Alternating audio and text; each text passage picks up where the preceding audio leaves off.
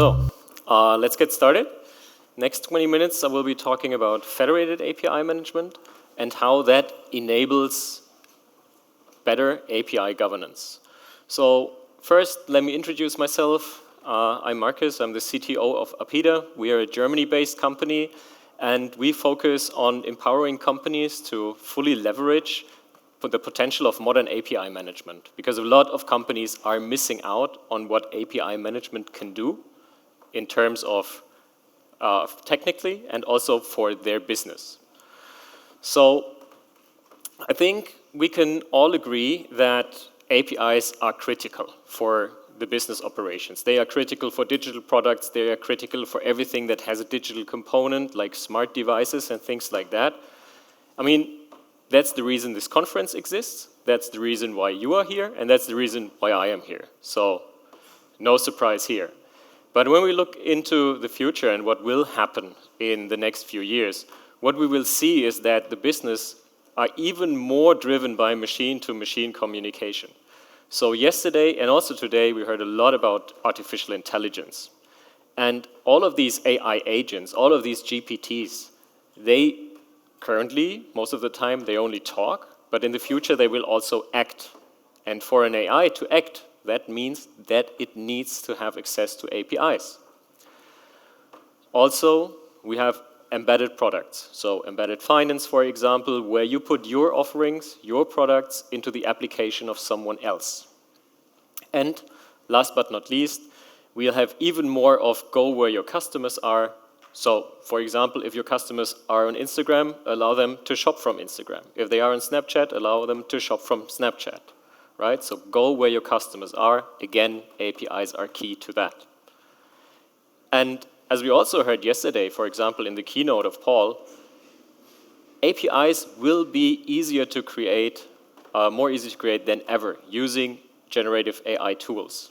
So what that means is API sprawl is real.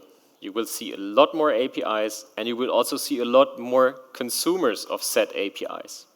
And that means that you need to stay on top of that. You need to stay in control of your APIs. That means you need to manage your APIs, right? In the talk before from traffic, where the difference was explained between a gateway and management, you need to manage your APIs. Because API management is not just a technical necessity, but it has become a strategic enabler. So being mature in API management, being good in API management really matters. It enables you to bring your products to the market in a successful fashion. If you're not set up correctly in API management, that will harm your future success. So let's take a look at how API management has been done traditionally. So you now have your APIs. Great. What are you going to do with it? So first thing you will probably want to do is get an API gateway, because putting your APIs directly on the net, probably not so good of an idea, especially if you talk to the IT security guys. So what you're doing is you're building up a list of requirements that your future API gateway should fulfill. It should be able to proxy a REST API, should be able to proxy a SOAP API. Maybe you need some certain type of certification, like common criteria or FIPS or what have you. So you build that list of requirements, and you go into the marketplace and you decide on a vendor. Now, no matter for what vendor you decided, that gateway comes with a set of management tools that you use to talk to your gateway, access your gateway, manage your gateway. Might be some configuration files, might be an API itself, command line tool, doesn't make a difference. And using that management tool, you start to build your processes and workflows on top of that. And now you have implemented API management. And that is great because you have a centralized control, right? Everything is happening inside of that gateway. You have only one set of processes, and governance, as we hear in the governance track, is relatively easy to do. However, you're now locked into that gateway. And make no mistake, integration is the new lock-in feature.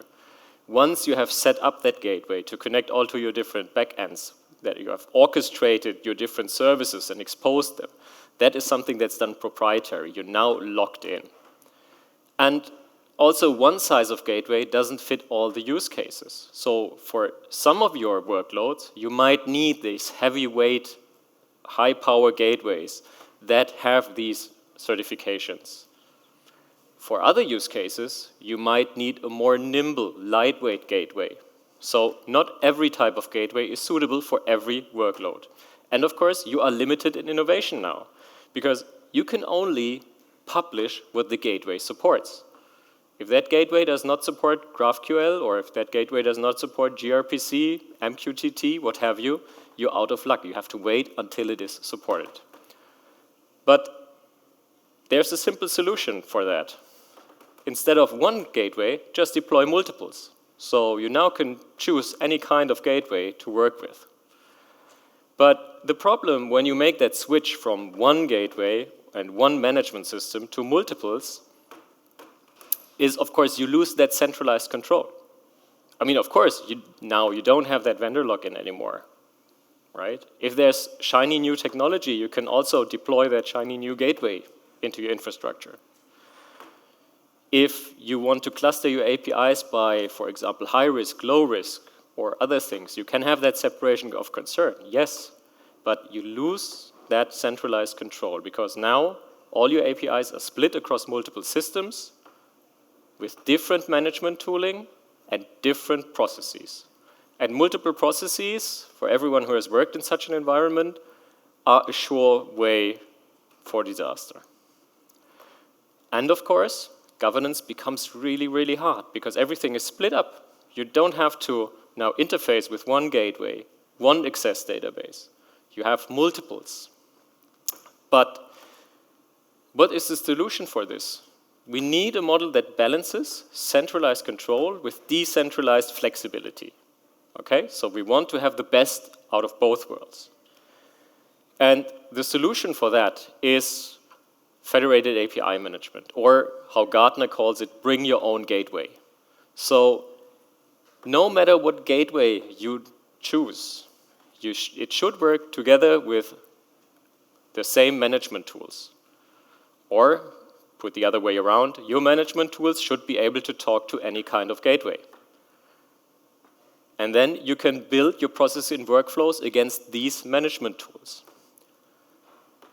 So what you want to do is you want to manage your APIs, right? So the discipline is called API management. You want to manage your APIs. You don't want to manage your gateways. You don't want to manage that proxy code that is running on one of your gateways. You want to manage your APIs. Where it is running is just a technical detail, but it's not something that you should care when we're talking about governance. For a little more technical point of view, the gateways that you have is the data plane, and we go from one data plane to multiple data planes now. Each on their own works as a standalone. So every data plane that you own works as a standalone. But you now put a control plane next to it that takes care of talking to these different gateways. And that control plane can feature things like a developer portal that allows you to manage the consumers and API keys and what have you across all these different data planes. So one unified place where you can do all the management. Federated API Management also allows you to have an administrative portal where you can define your security policy and all the settings at one central location, and it just gets rolled out to all the different gateways. So, the key principles of Federated API Management are scalability, innovation, and collaboration. Because what we do is we decentralize certain aspects of API management because we want to allow our different teams or different business units to manage their own APIs on the technology that makes the most sense for them. Okay, so especially if you have like a group structure where you have a central IT and you have different business units that have different requirements, it doesn't make a lot of sense for the central IT to say, okay, everyone, now you need to use this gateway. Because of the different requirements, the business units or teams should choose the technology that works best for them. So, for example, if they only work with AWS Lambda, for example, AWS API Gateway is the natural choice. why not use it? Why use something different? If you have a business unit that requires some workloads to run on-premise in the data centers, well, then AWS API Gateway is out of the question, so use something else there. Now the question is that something that I just constructed, right? Or is that a real-world problem? And that kind of problem is more common than you think. So just think about hybrid strategies, as I just said. Some stuff running on-prem, some stuff running in the cloud. So you already have two different systems. You also might want to use different API management systems for synchronous APIs and asynchronous APIs. So for example, you use Broadcom Layer 7 for your synchronous APIs and Solace for the asynchronous ones. And of course, you might arrive at your situation where you say, hey, look, my external APIs, for them I need, because I'm in the banking industry, I need a gateway that's FIPS certified, but for my internal ones, no, I can use something that's cheaper. So all of these scenarios benefit greatly from federated API management. And we've seen the traction, or we've seen traction for federated API management in the marketplace as well. And it's not only I that feel like that way, but it's also Gartner. This is the latest hype cycle for APIs from 2023. And as you can see, federated API management made its first appearance on that hype cycle. And by the way, the gentleman responsible for this, if you have been here yesterday, is Paul from Gartner. So you can also ask him about it. I think he's around today as well. And to also give you an example from real world, from one of our customers, William Hill, which is a big sports betting company, has been recently acquired by 888. What they are using is they use a big Broadcom Layer 7 gateway, and they also use AWS API gateways for their cloud-native workloads. And what they were able to build using that approach of federated API management is they built a unified developer portal that has APIs from both systems in it, and the consumers can basically choose whatever API they would like, get access, get their API keys, no matter where it's running, because honestly, your consumers shouldn't know where your API is running. They are using a unified governance model, one platform to control access to their APIs, and we're currently now building the CI/CD pipelines that can also publish an API to any of these two platforms in a vendor-agnostic way. So, as a short recap, the benefits of federated API management: enhanced efficiency, improved innovation, and better compliance and control. And another word for compliance and control is API governance. Now, the funny thing with API governance is, if you ask like 5 people what governance is, you get probably 10 different answers, right? So here's my definition. First of all, you need to have an inventory of all your APIs, right? So that's the very basic. You need to have a solution for design consistency, so style guides, other types of guidelines, that kind of stuff. You need to think about security. You need to monitor usage and compliance and insights, and also quality assurance. So quality assurance, not only functional, but also availability, quality of service, etc. And now some remarks on what you should do with federated API management with some of these topics. So you should have an inventory of all your APIs, and that inventory should be built automatically. So use automatic discovery for that inventory, because every manual list you will create is out of sync the moment it is created. And when I'm on customer side, I actually do ask them, what APIs do you have published right now to the world? And what usually happens is phone calls to 2 or 3 different teams, and in the end, you probably get back an Excel file with the different APIs running on the different systems. So that is something that you don't want. You want to answer that question with a push of a button. You should, at all times, know what APIs you have published. For consistency, it's again the same thing. If you have a style guide, it should be applied to all of your APIs in the same version. It doesn't help if you have that split up into 100 different repositories and every repository maybe uses your style guide, maybe not, maybe in a different version. The federation approach and the control plane that can tap into the different data sources allow you to just do that consistency, put it all into one system. And pro tip from my side, if you go into a management meeting with a bright smile and tell the management that all your APIs have become so much better because now you just have like 100 or 150 warnings from the linting process, don't do that.